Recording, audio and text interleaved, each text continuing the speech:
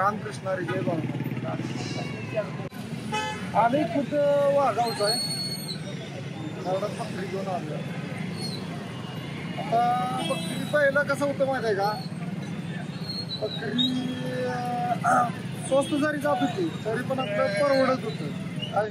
पण आता महागाईच्या काळानं बकरी जरी दराने गेली तरी महागाईमुळे परवडत नाही.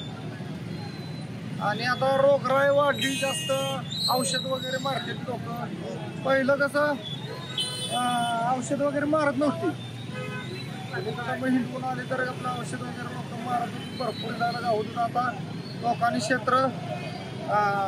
क्षेत्र पण काढले आणि औषधं पण मारते. त्यामुळं लयच आता नको वाटायला लागले हा व्यवसाय. आणि पहिलं लोक मेंढरं भरपूर पाळत होती. आता कसं झालंय, प्रत्येकाची थोडी आहे.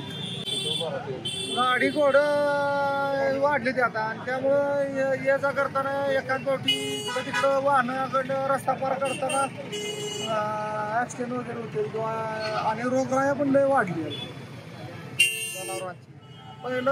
पहिल्यापेक्षा आता जास्त रोगराई वाढल्या. त्यामुळे आता काय परवडत नाही पहिल्यासारखं. पहिलं लय छान. रामकृष्ण हरी जय बाबा.